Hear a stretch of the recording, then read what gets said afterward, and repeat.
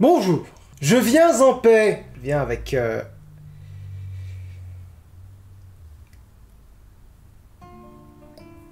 Ce fut un mois particulier, je n'ai choisi aucun des livres que j'ai lus ce mois-ci, et... Du coup... Ça n'a pas été un mois évident. Et si j'ai appris un truc dans mon dernier coin lecture, c'est que si j'ai le malheur de dire, d'émettre des doutes quant à... Si vous avez l'impression que je suis un peu...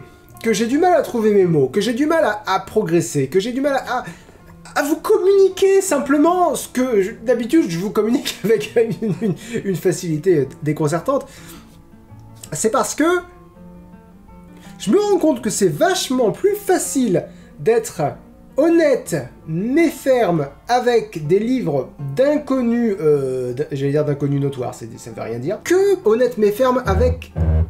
Quoi, voûte, mais tu vois bien que je travaille enfin honnête mais ferme avec des auteurs reconnus. Et des auteurs reconnus, j'en ai lu quelques-uns ce mois-ci. D'ailleurs, vous avez vu, on a changé de système de notation pour les prochains coins lecture à partir de celui-là, parce que je comprends que ça posait problème que je mette un A, un B, un B+, un voilà. Ça fait scolaire. Ça fait notation de quelqu'un qui sait à quelqu'un qui apprend. Je comprends la confusion, j'ai toujours dit que je notais un ressenti, mais c'est pas clair. Donc on va passer à un système de notation avec des smileys. Beaucoup plus clair, et en fait c'est le même système de notation, c'est juste que le graphème, si vous voulez, est plus clair qu'une lettre de l'alphabet. Ou un chiffre, voilà. C'est comme si, au lieu d'être un A, je mets un 5, mais là, au lieu de mettre un A, je vais mettre un smiley content. Ah, Lynx content. Lynx content d'avoir lu le livre. Petit mot avant de commencer à parler des livres dont il est question ce mois-ci. Ce coin lecture est évidemment sponsorisé, évidemment. Pourquoi évidemment? Non, si je vous le dis, c'est que c'est pas évident. Il est sponsorisé par la 4e lecture de ce mois-ci. Je vous en dirai plus quand arrivera le temps de ce livre. Mais nous allons passer aux critiques des différents livres. Je t'en prie, chérie, descends les escaliers. T'as aussi le droit d'assumer ce que tu dis, hein. J'assume ce que je dis. Boris Vian, quel énorme tas de merde! Je plaisante! L'arrache-cœur de Boris Vian. Comme vous le savez, je n'ai pas choisi ce livre parce que c'est le livre que, dans notre club de lecture que j'ai avec certains proches, l'un des membres de ce club nous a imposé de lire. Et, petite cracotte à la biscotte, je suis le seul à l'avoir lu. Voilà un coin de campagne où l'on a de drôles de façons. La foire aux vieux, par exemple. Curieuse institution! On sait bien aussi que tous les oiseaux, qu'est-ce qui se passe? C'était enfant le mot. On sait bien aussi que tous les enfants peuvent voler comme des oiseaux dès qu'ils étendent leurs bras. Mais est-ce une raison suffisante pour les enfermer derrière des murs de plus en plus hauts, de plus en plus clos? Le psychiatre Jacques Mort se le demande, puis ne se le demande plus car il est trop à faire avec la honte des autres qui s'écoule dans un bien sale ruisseau. Mais nous qui restons sur la rive, nous voyons que Boris Vian décrit simplement notre monde, en prenant chacun de nos mots habituels au pied de la lettre. Il nous révèle le monstrueux pays qui nous entoure, celui de nos désirs les plus implacables, où chaque amour cache une haine, où les hommes, je sais pas pourquoi, où les hommes, du coup, rêvent de navires et les femmes de murailles. Les hommes rêvent de navires, les femmes de murailles. Pas mal! J'ai pas aimé. Il y a deux analogies qui me viennent d'emblée, si vous voulez. Il y a d'un côté Le Petit Prince et d'un autre côté Alice au Pays des Merveilles. C'est à peu près l'ambiance, sauf que c'est pas du tout l'ambiance. J'ai écrit quelque part dans mes notes, imaginez Alice au Pays des Merveilles, mais dépressive, et imaginez Le Petit Prince, mais qui prend des soubrettes en levrette. Imaginez cette espèce d'ambiance-là, voilà. Essayez d'imaginer un truc à la fois perché mais cru. Maintenant c'est un tout petit bouquin, hein. Il m'a fallu 3 heures pour le lire. J'ai écrit au début, ça va être une très longue, courte lecture. Mais il faut que je vous confesse quelque chose, c'est le premier Boris Vian que je lis. J'ai même pas lu L'écume des jours, ça va se faire un jour, mais c'est toujours pas fait. Premier contact avec Boris Vian, pas positif. Non, je vais retirer ça. Positif. Positif parce que l'écriture, le style est très particulier. J'ai envie de dire poétique, et j'aime pas dire poétique parce que pour moi ça veut pas dire grand chose. C'est le mot qui me vient, c'est-à-dire que ça conjure une atmosphère un peu merveilleuse comme ça, un peu merveilleuse, mais merveilleuse qui sent la pisse dans ce livre-là, tu vois, c'est glauque, et en plus, il y a plusieurs passages qui m'ont vraiment foutu très mal à l'aise. En fait, tout ce qui est rapport à la sexualité, ça m'a foutu mal à l'aise. Genre, par exemple, dans ce livre-là, c'est le personnage principal qui viole, et ça me fout mal à l'aise. Voilà. Non, je veux pas vous lire le passage, qu'est-ce que je fais à ouvrir la page? Non, je veux pas vous lire le passage. Mais globalement, il partage une relation avec une relation sans amour, mais avec la Kik, avec une femme, et elle n'accepte qu'une seule position, et à un moment donné, il dit ah bah non, tu vas en accepter une autre, allons-y, et c'est très gênant à lire. J'ai noté qu'il fallait que je lise un passage, page 114, je sais pas ce que c'est, je vais le lire dans ma tête une fois avant, parce que je me méfie. La page commence par « Je vais troncher votre bonne ». Donc on va lire un petit peu avant, histoire d'avoir du contexte. C'est ça, c'est Jacques Mort qui est chez le maréchal Ferrand, et l'entretien s'est pas très bien passé, et du coup il lui lance une dernière pique, la pique en question étant « Je vais troncher votre bonne ». Le maréchal répond « Grand bien vous fasse, dit le maréchal, je l'ai tronché avant vous et c'est pas fameux, elle remue pas les fesses. Je remuerai pour deux, assura Jacques Mort, et je la psychanalyserai. » Je pense que si tu veux faire découvrir le livre à quelqu'un, c'est vraiment pas le meilleur passage à lire, mais si moi j'essaye de vous communiquer mon problème avec ce livre, au-delà du sexisme, hein, on va appeler ça comme ça, au-delà du sexisme vraiment très frontal, de l'œuvre, ça pose le problème que ça pollue la poésie, quoi. Ça ramène la poésie à quelque chose de très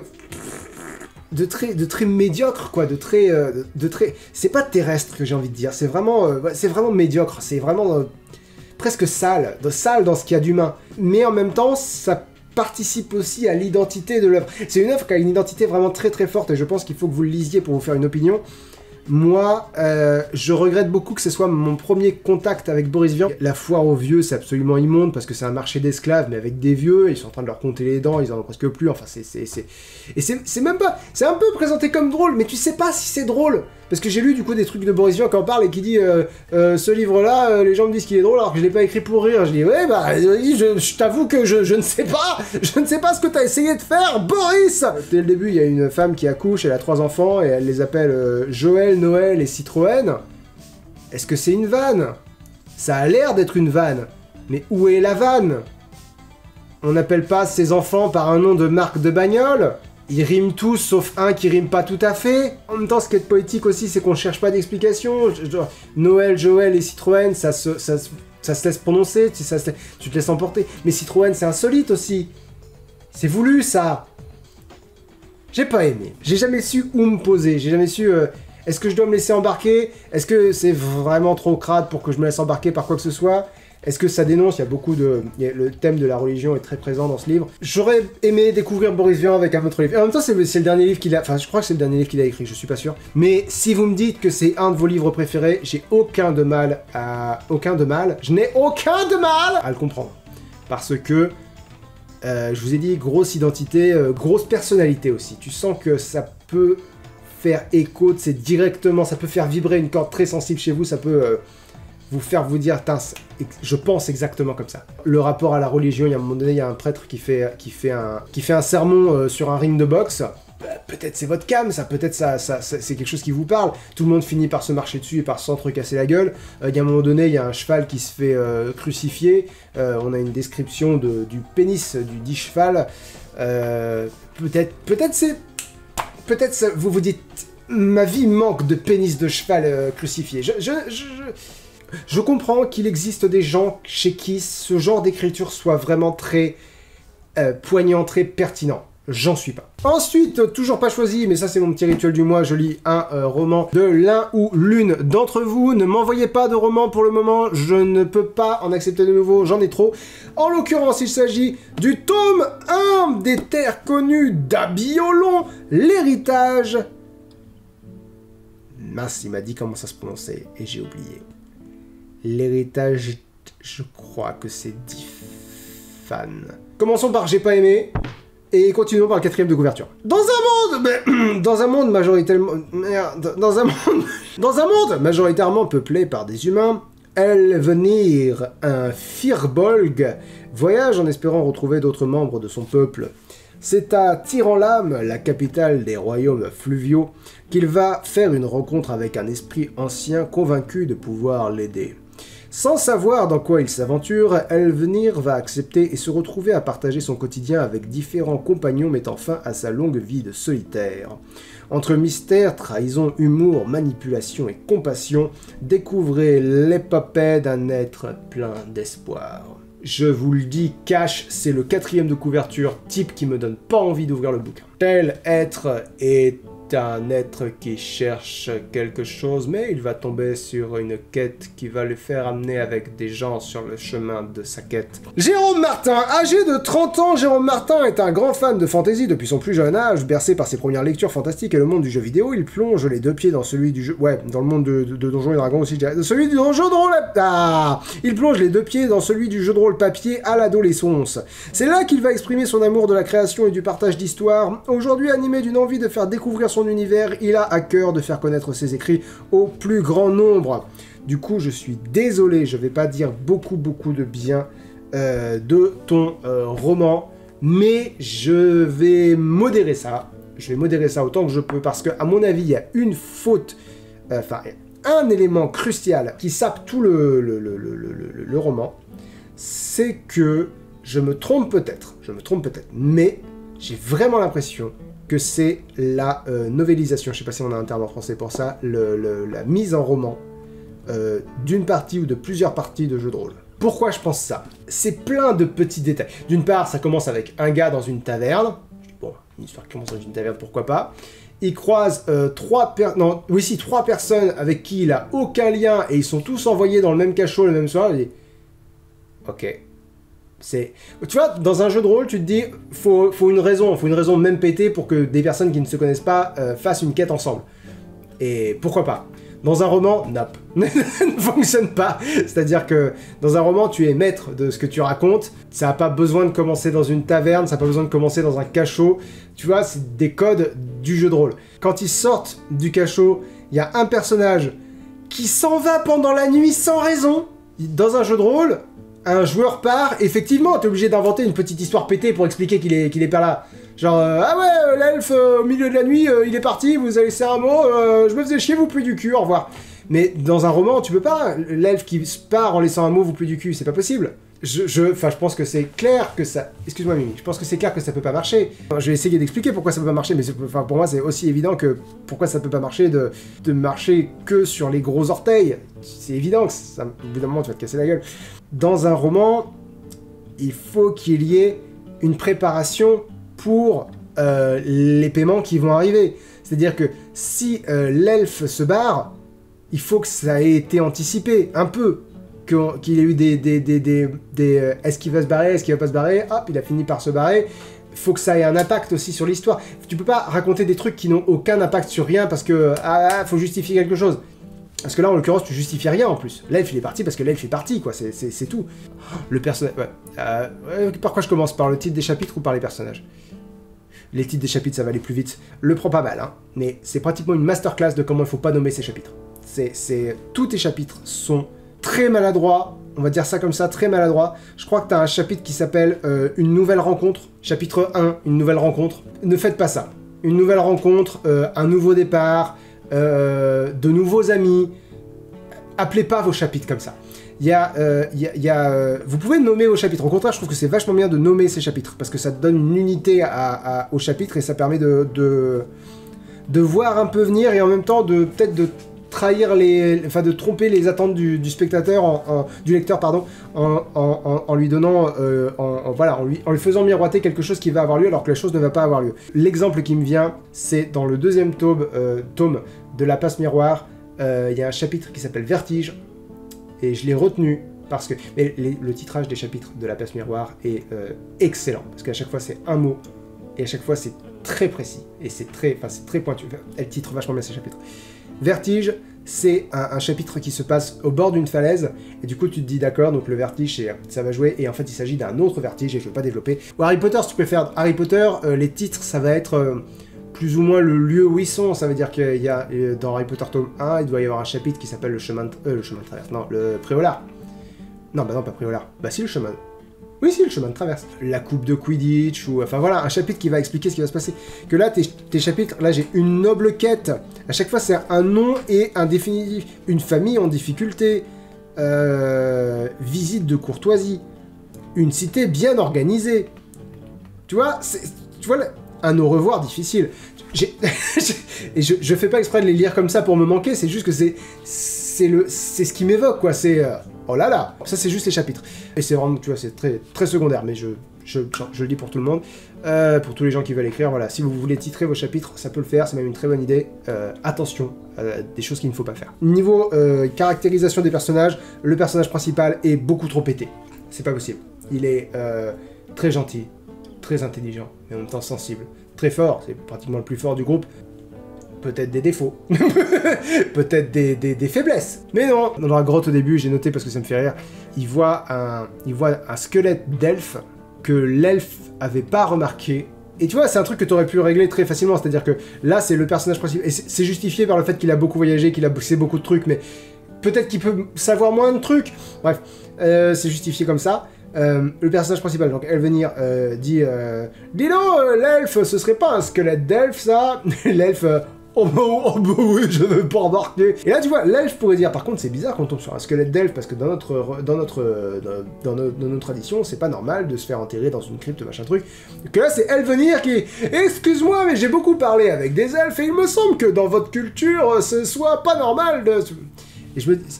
Le personnage principal est trop pété, quoi, tout simplement. J'ai écrit beaucoup de choses. Si tu veux voir des notes plus en détail, je te conseille de lire mes notes de lecture.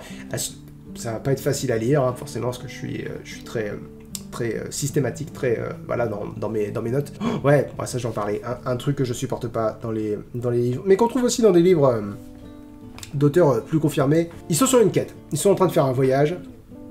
Ne dites pas les journées de voyage s'enchaînent sans accroche. Parce que ça veut dire, on s'en fout, il leur arrive rien, ils sont pas intéressants quand il leur arrive rien, donc... C'est con, c'est un tout petit tic d'écriture, c'est genre, bon, pendant 3 jours il se passe rien, je peux te raconter une journée dans ma vie sans te dire il se passe rien. Même aujourd'hui, je peux te raconter ma vie sans... Alors que je suis le mec le plus chiant du monde. Je sors à peine, je passe ma vie sur mon ordinateur et je peux trouver le moyen de te dire les différentes émotions à travers lesquelles je suis passé, te faire vivre un truc, quoi. Les gars, ils sont en quête, c'est des créatures fantastiques. Ils ont du mal à cohabiter parce qu'il y en a 2 qui s'entendent pas super bien. Si leur voyage est pas intéressant... J'en ai à foutre, du coup. Il y a un autre truc qui fait très jeu de rôle, c'est à un moment donné, il y a un personnage qui était établi comme un personnage important, comme un personnage principal, quoi. Un des personnages principaux, on va dire ça comme ça, qui meurt de façon horrible au milieu du bouquin pour une connerie, quoi. C'est vraiment le personnage... Elle va demander son chemin, je le dis comme ça parce que c'est comme ça que je l'ai vécu, elle rate son jet de social, elle fait un échec critique, elle se fait tuer par le brigand à qui elle a demandé son chemin. C'est presque ce qui s'est passé. Et je suis prêt à parier que c'est ce qui s'est passé, que t'as essayé de faire un roman de ça. À un moment donné dans Aventure, il y a Bob qui fait un échec critique sur un jet de flamme alors qu'il est déguisé en petite vieille, et du coup il essaie de lancer son sort, il prend feu, en prenant feu, il essaye de faire diversion et de se jeter à l'eau en même temps. Dans un jeu de rôle, ça passe, c'est drôle, tu vois, c'est vraiment le gars qui galère parce qu'il se passe un truc qu'il avait pas du tout prévu et du coup, dans un roman, tu te dis, mais qu'est-ce qu'il a bu l'auteur pour me sortir que là, le pyro-barbare, il se crame tout seul et il crie en se jetant à l'eau. Ça fonctionne pas. Et à la lecture, c'est pas drôle. Parce que tu te dis, c'est quoi ce chaos? Le truc qui rend ça drôle, c'est que tu sais qu'il y a le dé, tu sais que le dé a fait que tout a merdé et que du coup, il faut qu'il réagisse. Et il y a autre chose qui fonctionne pas, et je pense que je vais m'arrêter là-dessus, c'est la fin. Mais alors la fin, tu m'as expliqué que ton roman était scindé en 2 parce qu'il était trop long, et que du coup, ça s'arrête un peu abruptement. Du coup, je m'attendais à ce que ça s'arrête un peu abruptement, ça y a pas de souci. Ça s'arrête pas un peu abruptement, ça se... Plus abrupt, tu coupais au milieu d'une phrase. Il y a aucun sentiment de conclusion. En plus, Et ça, c'est très frustrant. Le joyeux équipage, là, on leur file une quête au départ. Globalement, un vieux leur file un caillou et leur dit je sais plus qui je suis, vous pouvez retrouver qui je suis, s'il vous plaît? Ouais, si t'arrives à trouver tel personnage, il saura te dire qui je suis. » Ils mettent tout le bouquin à chercher le personnage en question. À la fin du bouquin, dernier chapitre. En plus, c'est l'elfe qui revient à la fin du bouquin. L'elfe qui revient à la fin du bouquin pour leur dire « Ah oui, vous cherchez tel personnage, je crois qu'il vit à côté d'un lac. » Et tout ça, ça a servi à rien. Tout ça, c'est du filler. Ils sont dans une caverne. Dans la caverne, ils tombent sur un espèce de gros cerveau qui essaye de manger leurs émotions. Et tu dis, oui, dans un jeu de rôle, bien sûr, ils ont besoin de quêtes secondaires, ils ont besoin de voir comment fonctionnent les mécanismes du jeu, d'affronter des adversaires, voilà. Dans un roman, pourquoi le gros cerveau, il n'est pas revenu derrière? Surtout que le gros cerveau, il vit en cohabitation avec un petit cerveau qui flotte. On retrouve aucun des deux. Jamais. À un moment donné, le barbare du groupe se casse, en laissant un peu d'argent, et vraiment, à la toute fin, l'elfe revient « Ah oui, il habite à côté d'un lac !» Ça demande nettement plus de travail, quoi. À la fois au niveau de l'enchaînement des idées, c'est-à-dire préparation, paiement, il se passe telle chose parce qu'il s'est passé telle chose, et il se passe telle chose parce qu'il va se passer telle chose, voilà. Tout est lié, tout est connecté, il n'y a rien qui traîne. Ils cherchent des familles de nobles, ils vont libérer des gens, ils vont... Et c'est vraiment l'elfe qui arrive avec il habite à côté d'un lac, à la fin. Je pense que j'exagère un peu parce que c'est la vision très caricaturale que j'en ai gardée, parce que ça fait plusieurs semaines que je l'ai lu maintenant. Peut-être qu'il découvre qu'il vit dans un lac un peu avant, mais globalement, il se passe énormément de trucs qui débouchent sur rien, et qui viennent de nulle part, pour déboucher sur rien, et c'est vraiment un gros problème, ça. Et en plus, mais ça c'est des problèmes d'auteurs qui reviennent tout le temps, de jeunes auteurs qui reviennent tout le temps, les personnages parlent comme des ados, le style est très plat. Je vais vous lire des phrases. Mais tu vas parler, crevure, insista-t-elle en secouant sa victime. Je t'avais dit d'y aller mollo, rétorqua Célia en haussant les épaules. Elvenir se rapprocha rapidement et se rendit compte que l'homme se noyait dans son sang. Il est mort ou il va mourir dans la minute, intervint le Firbolg. Solx, jura Eliana, avant de jeter le corps contre le mur. L'homme eut un dernier sursaut avant d'arrêter de bouger, laissant Elvenir sans mots. « Tu ne fais pas dans la dentelle, toi !» le taquina Célia. Petit sarcasme. On aurait pu lui poser des questions si vous l'aviez moins amoché, reprocha le Firbolg aux jeunes femmes. S'ils n'étaient pas des excréments sur pattes, ils auraient mieux tenu les coups, s'énerva la Castiane. C'est bon, laisse tomber, on va regarder si leurs affaires peuvent... Tu vois, très... C'est du langage de tous les jours. Et c'est du mauvais langage de tous les jours. C'est du langage que tu ne fais pas dans la dentelle, toi. Donc, ouais, globalement, j'ai pas embarqué dans l'histoire. Et donc, ouais, la fin est pas une fin, quoi. C'est vraiment, t'as coupé ton livre en deux, mais je peux pas dire que ça soit frustrant parce que, arrivé à la fin du livre, je savais même plus ce qu'il cherchait. J'avais oublié la pierre d'Ifan, pardon. Désolé, j'ai été un petit peu dur, j'ai pas donné beaucoup de qualité, c'est un jeune livre de fantastique, il y a un public pour ça, je sais qu'il y a un public pour ça, donc si jamais c'est votre cam, voilà. Il était reconnu d'Abiolon. Achetez les deux, parce que si vous rentrez dedans, vous allez pas du tout aimer être coupé comme ça au plein milieu. J'ai vu des critiques positives sur Babelio, bref, il y a un public pour ça, j'en suis pas. Voyage au centre de la Terre, j'ai bien aimé. 4e de couverture. La plus incroyable des aventures, partir à la découverte du centre de mon cul, du centre de la Terre. Un rêve impossible que le professeur Lindenbrock, son neveu Axel et Hans, le guide islandais, ont pourtant décidé d'accomplir. Voyage au centre de la Terre de Jules Verne. Illustration d'Isabelle Simler. Et je vais le dire tout de suite, tous les livres devraient avoir des images, parce que ça fait tellement vivre le propos encore plus. C'est-à-dire que, en plus, les illustrations sont bien cool. Ça sert à rien que je fasse ça, parce que je peux scanner les pages et vous les mettre au montage, et ça sera beaucoup plus visible. J'ai bien aimé, et je suis content, parce que là encore, c'est le premier Jules Verne que je lis en entier. J'avais lu des passages, évidemment, d'autres bouquins de Jules Verne. Je crois qu'il a la réputation d'être un des meilleurs de Jules Verne. Donc peut-être que voilà, peut-être que c'est pas un coup de foudre avec Jules Verne, mais juste avec ce livre-là. Mais non, j'ai vraiment passé un bon moment à le lire. Il y a même plusieurs moments où j'ai pouffé de rire. Je m'attendais pas à rire en lisant du Jules Verne, parce que c'est quand même des vieux bouquins. Ok, donc Lindenbrock et son neveu sont en train de discuter de si ce serait possible théoriquement d'aller au centre de la Terre, étant donné que, bah, normalement le centre de la Terre est fait de roches en fusion, donc c'est compliqué. Donc là, c'est Lindenbrock qui parle. D'accord, mais c'est aussi l'avis d'autres géologues distingués que l'intérieur du globe n'est formé ni de gaz, ni d'eau, ni des plus lourdes pierres que nous connaissions, car dans ce cas, la Terre aurait un poids 2 fois moindre. L'autre répond, oh, avec les chiffres, on prouve tout ce qu'on veut. Et avec les faits, mon garçon, en est-il de même? N'est-il pas constant que le nombre de volcans a considérablement diminué depuis les premiers jours du monde? Et si chaleur centrale il y a, ne peut-on en conclure qu'elle tente à s'affaiblir? Mon oncle, si vous entrez dans le champ des suppositions, je n'ai plus à discuter. Et moi, j'ai à dire qu'à mon opinion se joignent les opinions de gens fort compétents. Te souviens-tu d'une visite que me fit le célèbre chimiste anglais Humphrey Davy en 1825? Aucunement, car je ne suis venu au monde que 19 ans après. Eh bien... Ce passage-là me fait rire. Parce que le professeur est toujours sur ce mode-là, toujours sur ce mode...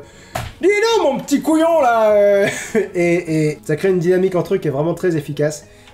Et tu rajoutes Hans après, qui est leur guide islandais, qui est très calme, qui s'économise beaucoup, qui est très fort, mais qui est très calme. J'adore le fait, j'ai écrit ça page 57, j'adore le fait que le bouquin prenne le temps de t'expliquer. Pour moi, c'est vraiment le marqueur le plus satisfaisant de la SF, c'est que la SF prend le temps de t'expliquer les choses. Il parle de ce qu'il va emmener, il dit... 2 boussoles d'inclinaison et de déclinaison, une lunette de nuit, 2 appareils de Ruhmkorff qui, au moyen d'un courant électrique, donnaient une lumière très portative, sûre et peu encombrante, parce qu'à cette époque, les lampes torches n'existaient pas. Et il y a une note de bas de page. L'appareil de M. Ruhmkorff consiste en une pile de benzène mise en activité au moyen du bichromate de potasse qui ne donne aucune odeur. Tu vois, il t'aurait juste dit bichromate de potasse, tu aurais dit je comprends rien de ce que vous me dites. Il rajoute aucune odeur, tu dis d'accord, ça je sais, aucune odeur, je vois ce que ça veut dire. Une bobine d'induction met l'électricité produite par la pile en communication avec une lanterne d'une disposition particulière. Dans cette lanterne se trouve un serpentin de verre où le vide a été fait et dans lequel reste seulement un résidu de gaz carbonique ou d'azote. Quand l'appareil fonctionne, ce gaz devient lumineux en produisant une lumière blanchâtre et continue. La pile et la bobine sont placées dans un sac de cuir que le voyageur porte en bandoulière. La lanterne placée extérieurement éclaire très suffisamment dans les profondes obscurités. Elle permet de s'aventurer sans craindre aucune explosion au milieu... Parce qu'évidemment, à cette époque-là, c'est ça que tu crains. Au milieu des gaz les plus inflammables, et ne s'éteint pas, même au sein des plus profonds cours d'eau. Monsieur Ruhmkorff est un savant et habile physicien. Sa grande découverte est sa bobine d'induction qui permet de produire de l'électricité à haute tension. Il a obtenu en 1864 le prix quinquennal de 50 000 francs. Oh là là, 50 000 francs, j'ai aucune idée de ce que ça vaut. Que la France réservait à la plus ingénieuse application de l'électricité. Petite explication en détail. Ça t'explique les choses avec des mots que tu peux comprendre, avec certains mots que tu comprendras pas et qui parleront à ceux qui comprendront, et des mots que tu peux comprendre. C'est-à-dire, ça fait pas d'odeur, ça risque pas d'explosion, ça éclaire largement suffisamment l'obscurité, faut le porter en bandoulière, donc voilà, faut une contrainte technique. T'es pas laissé derrière, tu vis l'aventure avec les protagonistes. Je parlais des illustrations en disant que elles ajoutent vraiment beaucoup. Il y a des gens qui... Je comprends l'argument, ça enlève aussi à l'imagination les illustrations. Je suis pas d'accord parce que pour moi ça la stimule, mais d'une autre façon. C'est-à-dire que quand le bouquin décrit très bien par exemple cette scène-là que j'ai notée page 65, je me hâte de dire que l'Islandaise était mère de 19 enfants, tous grands et petits, grouillant pêle-mêle au milieu des volutes de fumée dont le foyer remplissait la chambre. À chaque instant, j'apercevais une petite tête blonde et un peu mélancolique sortir de ce brouillard. On eût dit une guirlande d'anges insuffisamment débarbouillée. Mon oncle et moi nous fîmes très bon accueil à cette couvée entre guillemets, et bientôt il y eut 3 ou 4 de ces marmots sur nos épaules, autant sur nos genoux, et le reste entre nos jambes. Ceux qui parlaient répétaient « Sael Vertu » dans tous les tons imaginables. Ceux qui ne parlaient pas n'en criaient que mieux. Sael Vertu fit Hans en entrant, plus tranquillement, automatiquement, sans qu'un baiser fût plus accentué que l'autre. Il embrassa l'hôtesse et leurs 19 enfants. La cérémonie terminée, on se mit à table au nombre de 24, et par conséquent, les uns sur les autres, dans le véritable sens de l'expression, les plus favorisés n'avaient que 2 marmots sur les genoux. Tu visualises très bien la scène. T'as un plan en tête. Mais quand tu tournes la page et que tu tombes là-dessus, je continue de le montrer, hein. Je sais que je peux faire un scan, mais je continue de le montrer. Moi, ça me fait sourire, et ça ajoute une autre dimension à la scène, je trouve. Voilà. Les connaissances en géologie, en cryptologie au début, et en paléontologie après, sont dingues pour un bouquin qui a presque 2 siècles. Bon bref, beaucoup de plaisir. J'ai vraiment beaucoup aimé cette lecture, je suis très content. Je suis d'autant plus content que j'ai d'autres livres de Jules Verne que je vais pouvoir découvrir bientôt. Ça fait plaisir, si tu veux, quand tu lis un auteur classique et que tu te rends compte que tu aimes bien ce qu'il fait sans faire d'efforts. Bah, il y a un côté rassurant. Et enfin, dernier livre du mois, le 4e est donc le sponsor de cette vidéo et je remercie les éditions du 123 qui m'ont contacté pour que j'en parle. Il s'agit du Serment de Geoffrey d'Anaël Train. Je vous lis le 4e de couverture. Conto de Blaye 1119. Le jeune Geoffrey Rudel vient de perdre sa mère. Un nouveau malheur qui frappe la famille des seigneurs de Blaye, déjà privée de ses terres par le duc d'Aquitaine depuis 2 décennies. Le seul réconfort du petit garçon vient de sa rencontre avec un jeune troubadour qui l'initie à la magie de l'art, du chant et de la musique. Geoffrey ignore encore qu'il deviendra l'un des troubadours les plus prisés de la cour de l'inoubliable Aliénor d'Aquitaine, et si son art devenait aussi sa meilleure arme. À quelques centaines de lieues de là, 2 jeunes filles voient aussi leur vie basculer. Guenièvre et Aude de Grimwald, sœurs jumelles initiées au savoir druidique, doivent quitter leur douce Brocéliande pour la cour d'Angleterre. Henri Ier, fils de Guillaume le Conquérant, les réclame. Un jour, leur route croisera celle de Geoffrey, liant leur destin à tout jamais. Anaël Train fut bercé enfant par Le lit d'Aliénor, écrit par sa mère, Mireille Calmel. Mais c'est au cœur de la citadelle et du vieux château du troubadour qu'il puisa le souffle de cette histoire teintée de merveilleux et de vérité. Le Serment de Geoffrey est son premier roman. J'ai un ressenti un peu compliqué après cette lecture. Un peu compliqué parce que je peux pas dire que j'ai bien aimé, et je pense que ça vient en grande partie de moi. Ce livre est bien écrit, j'ai la sensation, je reconnais si vous voulez, je vois que le livre est bien écrit. Les romans historiques, ça me... Et je pense que le nœud du truc est là, les romans historiques, j'arrive pas à rentrer dedans. Parce que je pense que je suis simplement trop ignorant en histoire de France et en géographie de France. Et certains éléments évidents, si vous voulez, je pense que l'auteur semble estimer comme étant évident, que j'ai pas. Certaines clés que j'ai pas. En plus, c'est un roman qui a une belle histoire parce que il est conçu comme un préquel au lit d'Aliénor, un livre qu'a écrit la mère donc, de l'auteur du Serment de Geoffrey. J'adore cette idée. J'adore l'idée que le gamin se soit dit ces personnages que ma mère a fait vivre, pour moi, il manque une partie de leur histoire et j'ai envie de la raconter. Et en plus, sa mère fait une préface absolument touchante au début du roman. Et je suis un peu deg d'être passé à côté de ce roman parce que moi, j'ai pas été touché. Je peux pas vous le dire le contraire, j'ai pas été touché du tout. Si j'essaye d'être un peu objectif, je pense que c'est en partie parce que l'auteur vit tellement avec ces personnages-là, parce que c'est des personnages historiques, qui ont réellement existé. Peut-être, hein, j'insiste vraiment sur peut-être qu'il a un peu négligé de les caractériser suffisamment pour un nouveau lectorat qui ne les connaîtrait pas. On voit souvent ce problème-là dans les fanfictions. Par exemple, tu écris une fanfiction sur Batman, tu vas jamais dire qui est Batman, parce que tu pars du principe que la personne qui le lit va savoir qui c'est. Sauf que si tu pars de ce principe-là, quelqu'un qui ne connaît pas Batman va le lire et va se dire « Ouais, j'en ai rien à foutre de ce personnage-là, tu m'as pas dit pourquoi je devrais en avoir quelque chose à foutre. » Et là, autant Geoffrey, je partage un peu son j'arrive à rentrer un peu dans son histoire. Les jumelles, c'est déjà un peu plus difficile, alors qu'elles évoluent dans un cadre un peu fantastique, et ça, on pourrait penser que du coup, j'ai plus les codes, que du coup, je rentre plus dans cette histoire-là. Mais non, parce qu'en fait, dès qu'il s'agit de questions de oui, qui est le duc de qui est le comte de qui doit récupérer les terres de qui, à qui, avec quelle armée, qui sont les alliés, qui sont les ennemis, je décroche très facilement. Et j'essaie de m'accrocher, ma première heure de lecture, je me dis non, je décroche pas, je comprends ce que je lis, je comprends tout, je vais chercher sur Wikipédia s'il faut pour connaître le nom des gars. Des fois, je tombais sur d'autres noms sur Wikipédia, parce qu'en plus, ils s'appellent tous Guilhelm, ou Wilhelm, ou Guillaume, et ça... Bon, c'est compliqué. Et au bout d'un moment, j'ai fini par me dire, il n'y a pas de plaisir, là. Il n'y a pas de plaisir dans lire, pas comprendre, chercher sur un Wikipédia, recouper les trucs, relire lentement, essayer de comprendre, et à la fin, t'as compris, mais t'en as toujours rien à foutre, parce que tu oui, d'accord, bon, ok, c'est bon, j'ai compris quels sont les liens entre les personnages. Et du coup, toute la moelle du truc, tout l'intérêt émotionnel, j'ai envie de dire, du truc, je passe à côté. Et je me dis, écoute, lis, tu comprendras pas les faits, tu comprendras pas les liens entre les personnages, pas forcément. Mais il y a un tueur mystérieux qui est manipulé par quelqu'un, il y a des sorcières, il y a des histoires de famille. Les histoires de famille, ça me parle énormément. Il y a ce gars-là qui veut devenir troubadour. Bon, les troubadours, t'y connais rien, mais devenir artiste, c'est un truc qui te parle aussi. Pareil, des fois, ils font des chants des trobards, je crois que ça s'appelle, parce qu'il a employé le mot plusieurs fois, mais comme je sais pas ce que c'est, voilà. Et je saurais pas dire si c'est de bon ou de mauvais trobard ou de la bonne ou de la mauvaise écriture de troubadour, parce que pour moi c'est juste bizarre et les mots sont pas dans le bon sens. Enfin, et ça s'arrête là. Par exemple, là, je vous en lis un au pif. Je fais un vers de pur néant, il n'est de moi ni d'un passant, il n'est d'amour ni ignorant, d'aucun étal, puisqu'il faut trouver en dormant sur un cheval.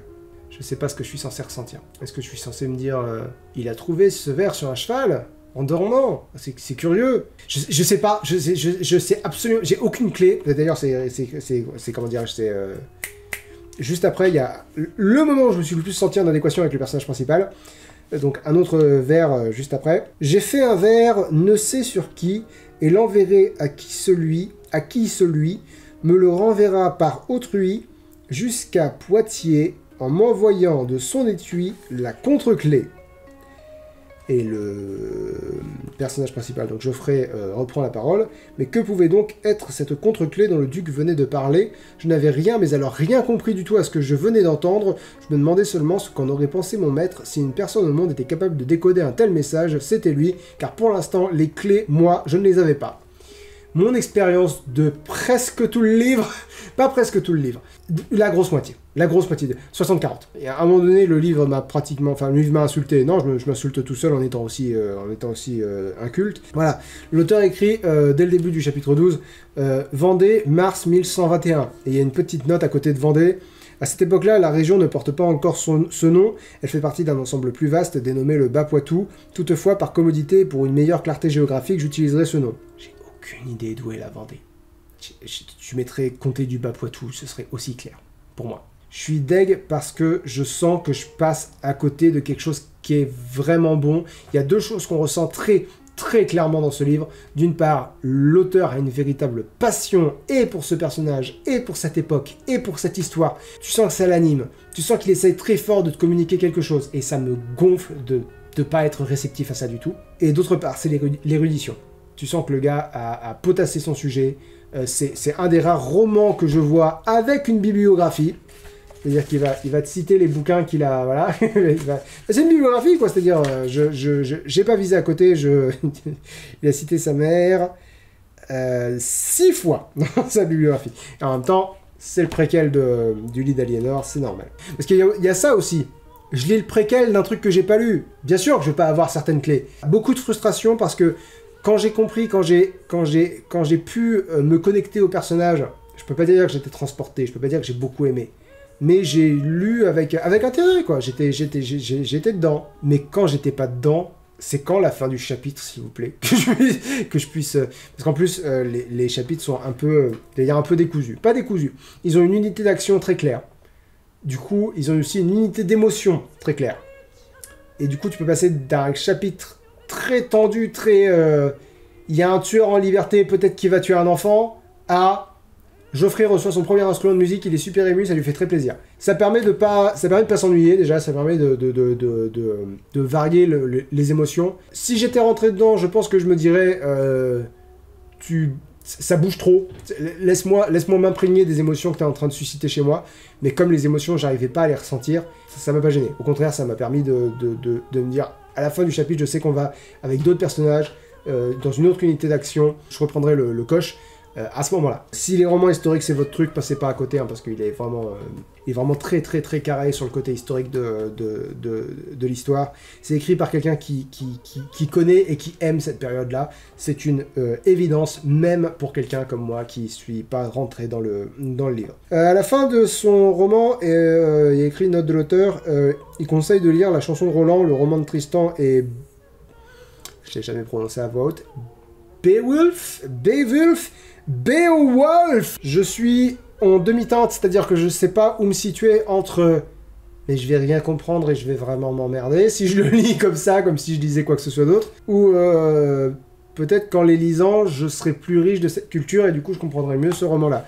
Il y a plein de citations de ces trois œuvres-là, la chanson de Roland, le Beowulf et le roman de Tristan. Pardon. Donc ouais, désolé, j'aurais aimé être plus positif, mais je pense que j'ai réussi à vous communiquer ce qu'il y a de positif dans ce roman. Je suis un peu désolé de ne pas être le bon prisme pour vous faire découvrir ce livre-là. Si les livres historiques c'est votre truc, foncez. Et si vous êtes un peu curieux, foncez quand même, parce que ça peut valoir le coup. C'est son premier roman. Ça vient d'une intention que je trouve adorable, simplement. Bilan de ce petit mois spécial, j'ai rien choisi. L'arrache-cœur, j'ai été très conquis par le style, beaucoup moins par le roman, et c'est un peu dommage, mais je laisserai d'autres chances à Boris Vian, parce que clairement, c'est excellent. Ensuite, Les Terres Connues d'Abiolon, tome 1, l'héritage d'Ifan. Si le fantastique écrit par de jeunes auteurs vous intéresse, essayez d'y jeter un oeil, ça peut être sympa. Si vous achetez le tome 1, achetez le tome 2, parce que vous allez être très frustré par la fin du tome 1, je pense. Et en plus, si ça vous intéresse de lire un livre qui raconte plus ou moins une partie de jeu de rôle, parce que je pense que c'est ça, je suis pas sûr que c'est ça, mais ça y ressemble beaucoup, ça peut être intéressant de voir comment l'exercice... Qu'est-ce qui fait que l'exercice marche et qu'est-ce qui fait que l'exercice ne marche pas. Voilà, si jamais ça vous intéresse, vous pouvez le lire. Ma recommandation sur les lectures de ce mois-ci, Le Voyage au centre de la Terre de Jules Verne, gros coup de cœur, j'ai vraiment beaucoup aimé. Gros coup de cœur. Coup de cœur, voilà, simplement. Si vous avez la chance de pouvoir vous procurer cette édition avec les illustrations d'Isabelle Simler, bah faites-le. Je peux pas vous raconter ce qui se passe quand ils arrivent au centre de la Terre, c'est pas le centre de la Terre. Mais quand ils arrivent là où au bout de leur destination, je peux pas vous décrire ce qui se passe, mais c'est vraiment cool. C'est vraiment très sympa. Ça met le temps d'y arriver, parce que le livre s'appelle Voyage au centre de la Terre, donc il vous raconte le voyage. Mais une fois qu'ils y sont, moi j'étais comme un fou. J'étais super content. Bref. Et enfin, Anaël Train, Anaël Train c'est l'auteur. Le Serment de Geoffrey d'Anaël Train. Le sponsor de cette vidéo. C'est un roman historique qui est fait par quelqu'un qui a mis beaucoup de passion et qui a beaucoup travaillé. Et je pense que ça peut valoir le coup. Si vous aimez les romans historiques, ça fait 3 fois que je le dis, mais si vous aimez les romans historiques, pour moi, allez-y, foncez.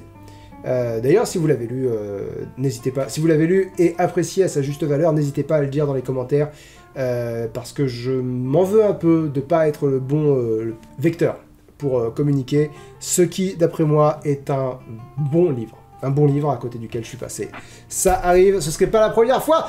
Umberto Eco. Le mois prochain, le mois prochain, on va continuer de lire des livres que j'ai pas choisis, parce que il y a 7 bêtes que j'ai pas encore fini, comme vous pouvez le voir, je l'ai commencé, mais je n'ai que 6 ou 7 petites heures de lecture. Oh là là, mais c'est ridicule. Donc si j'estime bien, il me reste une vingtaine, je crois 19 ou 21, je sais plus si c'est une de plus ou une de moins, mais une vingtaine d'heures de lecture, ce qui va nous amener au 26 octobre, j'enregistre cette vidéo le 6, au 26 octobre, donc j'aurai le temps de lire un seul livre, et ce sera le livre de l'une d'entre vous, Iphalie de Salomé Lefebvre. Voilà, c'est les 2 bouquins que j'aurai, parce que voilà, au bout d'un moment, je peux pas aller plus vite que c'est très compliqué. Et en novembre, je lirai les livres qui vont gagner le tournoi. Je ferai un post concernant le tournoi, concernant les 8e de finale du tournoi, du tournoi.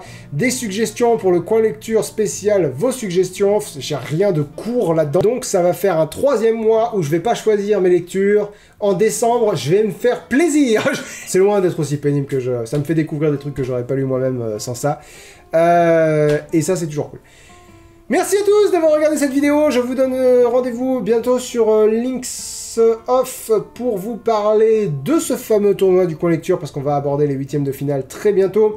Je vous donne rendez-vous sur Links the Sun. Si c'est pas déjà fait, le point culture devrait sortir très prochainement. Donc le point culture sur les plantes insolites ou les Pokémon plantes de la vraie vie. Sinon, ah oui, je vais peut-être vous parler de ça. On va, dépendant le choix du sujet du prochain point culture, il se pourrait qu'on fasse un petit peu de jeux vidéo sur Links Off dans les mois qui viennent. Je vous donnerai plus de précisions prochainement. Merci à tous d'avoir regardé cette vidéo et à très bientôt. Passez une très bonne fin de journée.